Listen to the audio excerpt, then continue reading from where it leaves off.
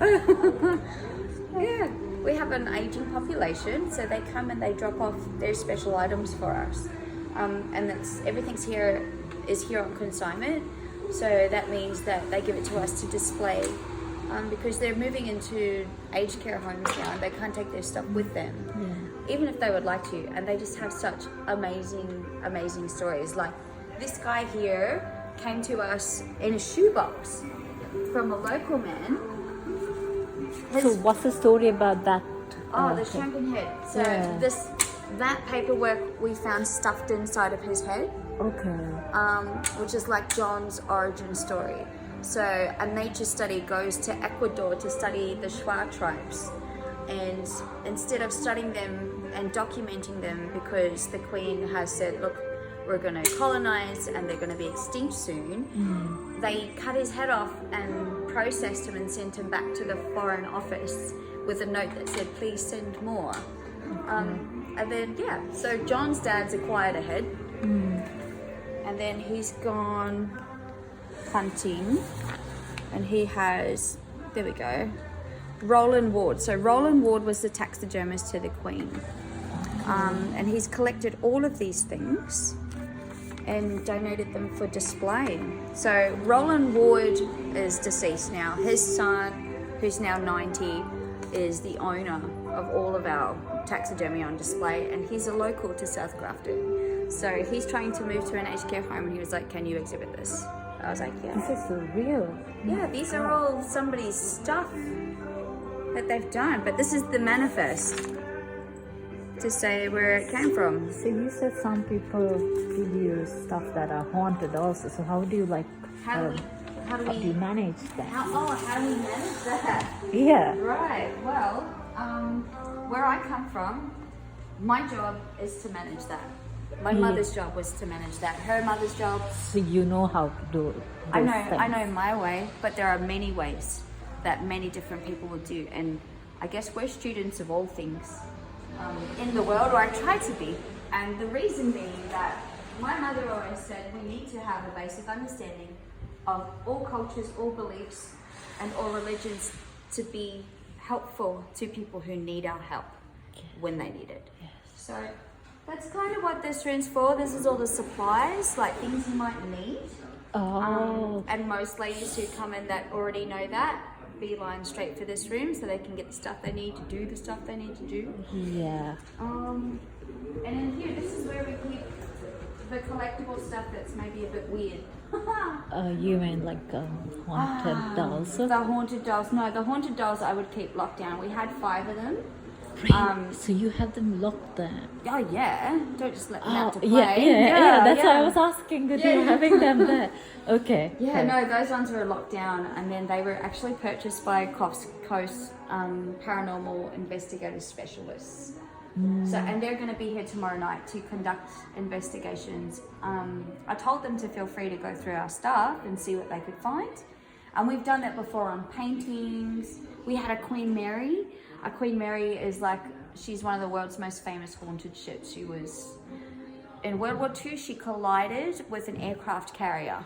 Okay. And because it was wartime, they couldn't stop to pick up any survivors, so everybody drowned. Eventually, she was moored up in Northern Australia, and she was a tourist attraction, but she's still claiming victims now. So we had people rock up for a tour, and then a gangway collapsed, and 50 people were lost all at once. I know. So she's very popular haunted site to visit. And we had a painting of it, but it was a painting that was painted by a one-armed fighter pilot survivor, and he wrote his account on the back. Yeah. That painting gave me the willies. So we had a paranormal investigator on staff at the time. I said, would you mind checking that out? And so she did, and she had a big conversation with who she believes is the painter, the person who painted the painting.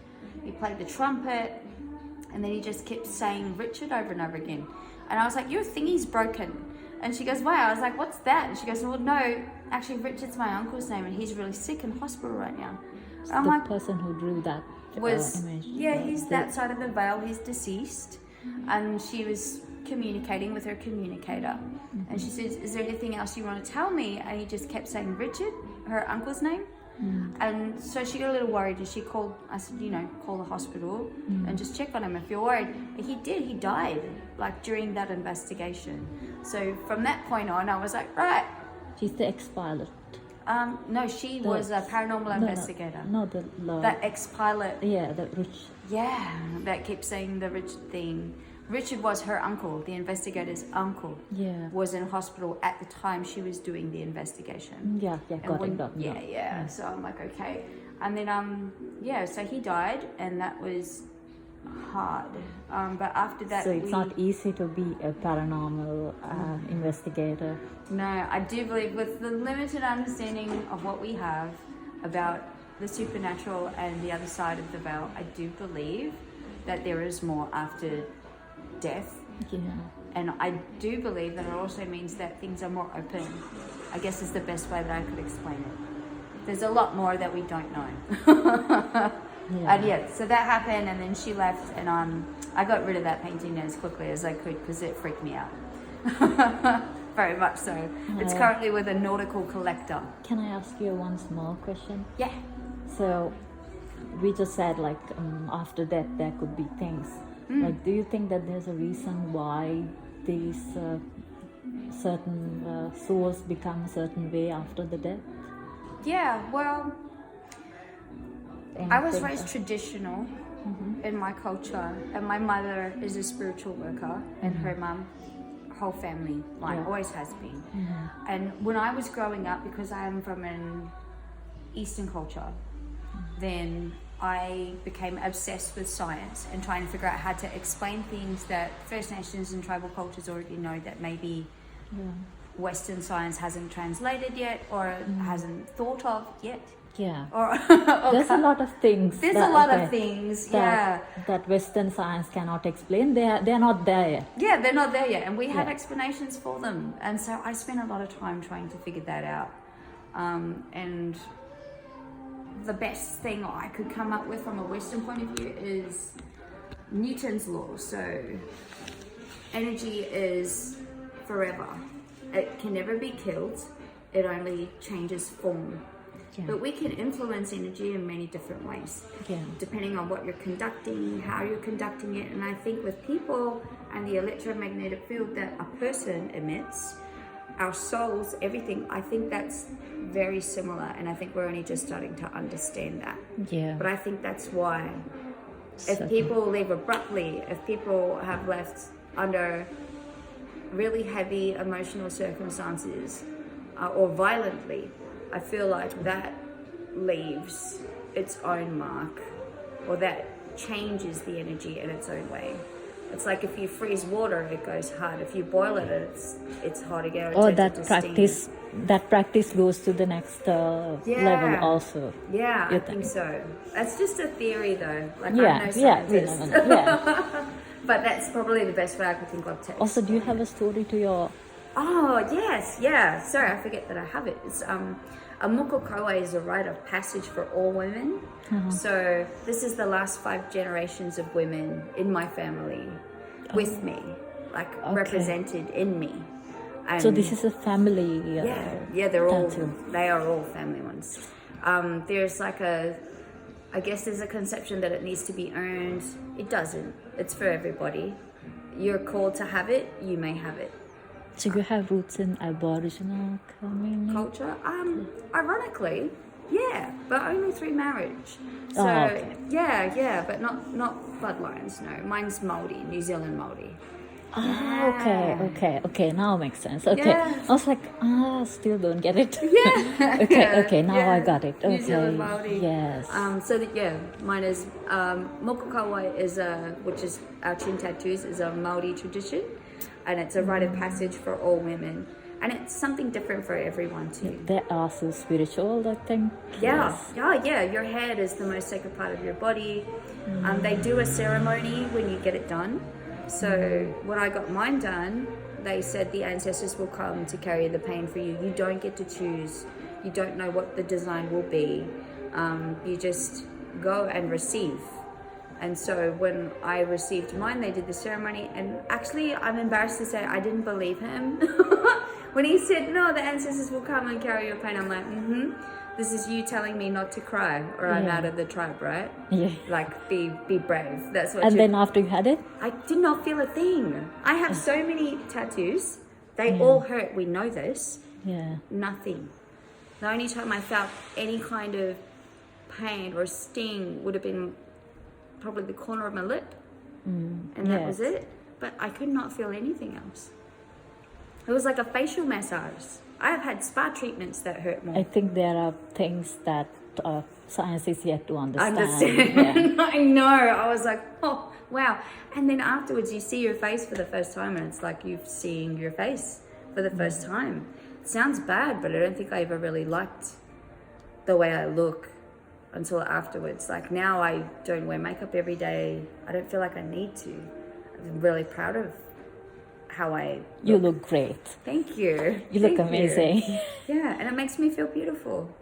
You are beautiful. Yeah, which is strange. Like for me, that's really strange that something like that could do that. And I saw my father after I got it, because I got this 1 week before my wedding. And I went to see my dad, and he was up in Brisbane. And I was like, oh, Dad's going to freak out because the photos, everybody's asking me if it's going to heal in time. It was healed in a day, which is not normal either. But yeah, saw Dad, and I'm like, hey, Dad, give him a big hug. I'm like, really? You're not going to say anything? And he goes, no, I thought you already had it. Oh. Yeah, because in our culture, they say the lines are always there. Oh, it's just, as you get older, when it's your time, they come to the surface. Okay. Yeah, I know. There's still a lot that I'm learning and understanding as well. But so far, the ancestors know what's up. Because I have no explanation for not feeling pain. I think that also gives you protection over all of this stuff. Yeah, yes. It's part of stepping into your role as well. And historically, if that's the role of the women in my family, it's something I have to do. And I take it very seriously. I have children, I have a family to protect. And anybody who comes in here that is looking for things like that, it's my responsibility to make sure they can do that safely. So yeah, that's why we go with the paranormal investigators, the professionals. We're not just mucking around with things that we maybe shouldn't. Yeah. And we always try to be respectful of all cultures and all religions. So everybody has to sign a waiver for this activity. One small question. You said some of the items are locked up. Yeah. Like here? Here, they were, but they're not here now because they've been purchased or collected. People collect strange things. And so when we get really strange things, they never stay here for long. Anything that's here right now are the vanilla. How did they find out that you all have certain good things? The collectors, they have their own little groups. And so once one person, it only takes one. Once one person knows, the little community of oddity collecting weirdos, they all flock. They know where it is. And then you'll get the normies, or I call them normies, who just walk in and go, wow, this is amazing. And I've never seen anything like it. And that's sort of like your initiation. From that point, they start asking questions, and they keep coming back, and you'd be amazed at what people can amass. Like, this is just one person. And she decided to have a cabinet here because she can't stop buying the things.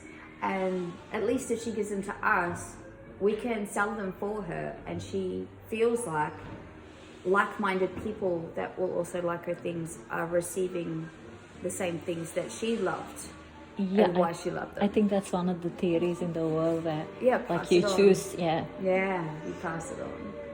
But they are not. Sometimes the art chooses you also. Oh, I believe that. I really do. Like these ones. This is a spiritual artist. Like she does spiritual portraiture. This is nice. Yeah, her name's Tai Lee. So she channels a reading, and she can do it online or over the phone, and then she paints the answer. So some people use tarot cards. Yeah. She's the conduit. Like this painting's art. Yeah. I mean, ice gives a different story kind of a way. Yeah. Like, He looks like an uncle for sure. Yeah, but ice, they're saying some story, Yeah. filled with a bit of emotions. Yeah, they are. It's sad. So thank you so much. No, you're welcome. And there's